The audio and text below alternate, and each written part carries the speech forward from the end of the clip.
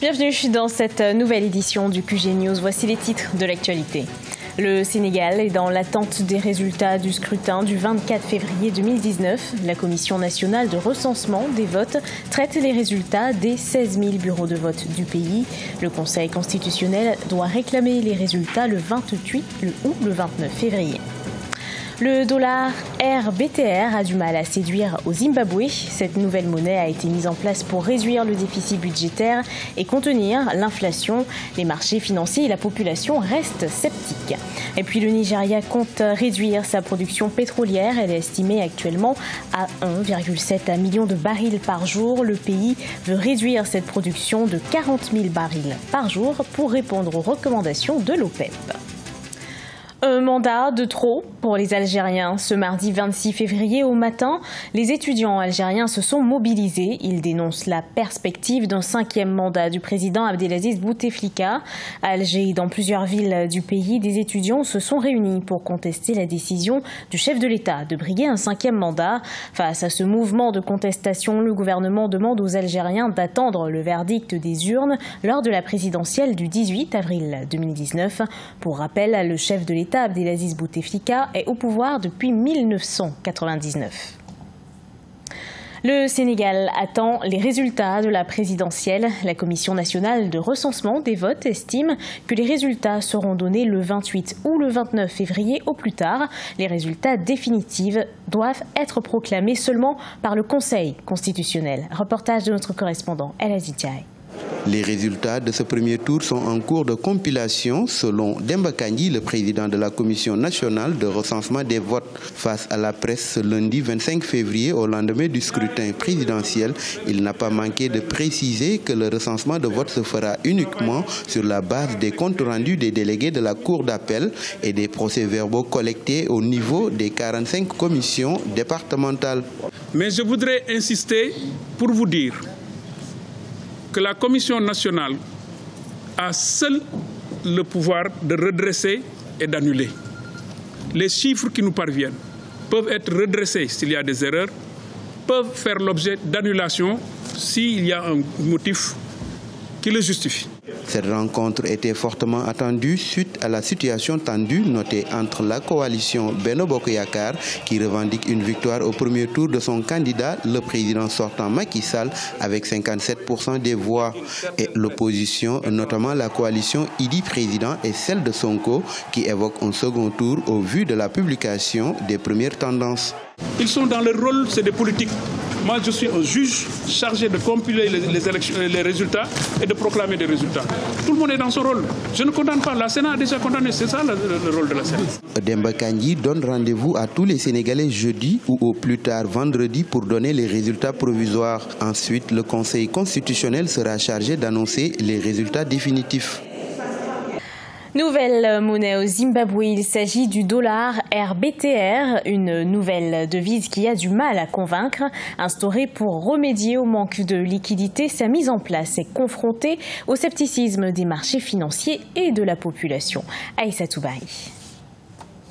La nouvelle monnaie introduite par les autorités du Zimbabwe pour lutter contre le manque de liquidité a du mal à passer, malgré les efforts du gouvernement à rassurer sur la viabilité de la mesure. Godfrey Shinani vend des pièces de voitures dans son magasin du centre-ville de Harare. Il craint une hausse des prix. Quand nous avons commencé, nous utilisions plusieurs devises, principalement le rand et le dollar américain. Les affaires marchaient beaucoup mieux parce que nos salaires étaient en devises. Les gens venaient simplement acheter. Nous utilisons le forex pour acheter les produits que nous vendons ici et cela risque d'être lourd pour les clients. On n'avait pas besoin de faire des calculs.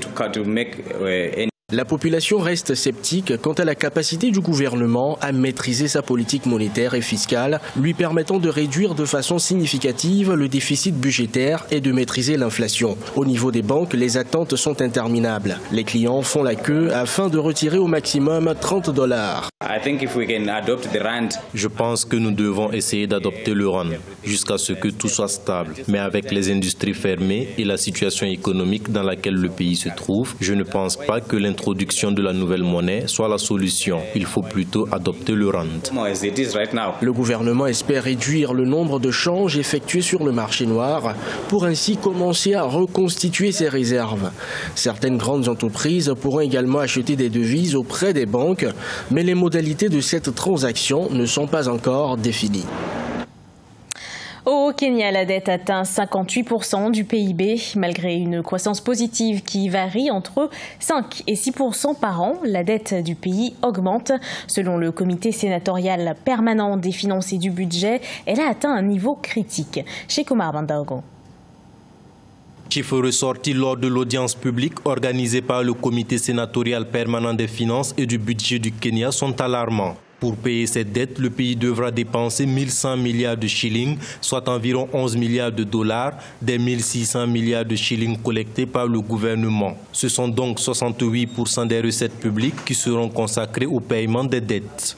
Le Kenya est une économie qui a un secteur privé extrêmement fort et diversifié.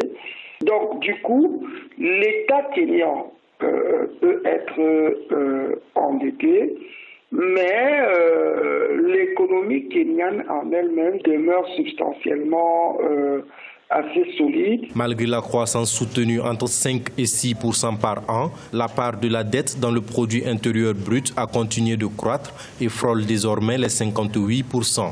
La moyenne des maturités est autour de 15 ans, ce qui lui permet d'avoir suffisamment de temps pour refinancer cette dette-là. Sur le court terme, c'est un poids essentiel, mais progressivement, le Kenya pourra sortir de cette spirale. Avec une telle configuration, le niveau de la dette ne laisse au trésor kényan que 600 milliards de shillings pour les autres dépenses. Selon un rapport du ministère des Finances, le Kenya doit payer 400 milliards de shillings par an en intérêts, ce qui porte les intérêts totaux pour 16 ans à 6 700 milliards de shillings. Réduction de la production pétrolière au Nigeria. Les autorités ont décidé de réduire leur production de 40 000 barils par jour. Une décision qui répond aux recommandations de l'Organisation des pays exportateurs de pétrole. Ange Bijounomenyo. Le Nigeria compte réduire sa production pétrolière de 40 000 barils par jour. Cette décision du pays fait suite aux recommandations de l'Organisation des pays exportateurs de pétrole, qui est de réguler la production sur le marché mondial. En décembre 2018, l'Organisation mondiale avait prévu en accord avec ses alliés de réduire la production pétrolière de 1,2 million de barils par jour, dans l'espoir de redresser les cours du brut. Je ne pense pas que la décision de réduire sa production pétrolière du Nigeria soit automatiquement liée à l'injonction de l'OPEP. Parce que pour décider de réduire sa production, le Nigeria doit avoir vu où se trouvent les intérêts des nationaux et du secteur privé nigérian. Le Nigeria aurait dû mettre en exécution le plafonnement de son offre pétrolière depuis janvier, étant donné que l'accord a été conclu en décembre 2018. Mais au lieu de ça, le pays a lancé la production du champ offshore géant Egina, exploité par Total, ce qui devrait générer un plateau de production de 200 000 barils par jour. Je pense que sur le marché intérieur, je ne m'attends pas à un mouvement qui puisse secouer le naira nigérian qui se porte ces derniers temps relativement bien après la dévaluation de 2016. La décision a été prise dans un climat électoral. Il faut attendre que les choses s'apaisent avant d'analyser plus sereinement l'impact et les effets d'une telle décision. La production actuelle du Nigeria est estimée à 1,7 million de barils par jour. Selon la Société publique du pétrole, elle a augmenté de 9% en 2018 par rapport à 2017. Pour sa 14e édition, le Mali Festi Reggae a réuni des artistes de tous bords, chanteurs, plasticiens, activistes ou encore animateurs culturels venus de tout le continent africain. Cette édition s'est composée de concerts et de conférences sur l'unité africaine. Reportage de notre correspondant Mokhtar Bari. La capitale malienne a abrité la 14e édition du festival de musique Mali Festi Reggae. Ils sont artistes chanteurs, plasticiens, activistes, animateurs culturels venus d'Afrique du Sud, du Burkina, de la Côte d'Ivoire, du Cameroun, du Sénégal et de la France. Pendant 72 heures, ils ont partagé leur savoir à travers des conférences débats et la formation des activistes blogueurs à l'usage des réseaux sociaux. Pendant 3 jours, nous étions ici au Musée national pour des animations musicales, pour des conférences débats, aussi des expositions d'objets d'art comme d'habitude. Beaucoup d'amis sont arrivés de partout en Afrique, d'Europe, d'Afrique et du Mali aussi. Le clou du festival a été le concert de tous les artistes participants qui ont chanté l'unité africaine.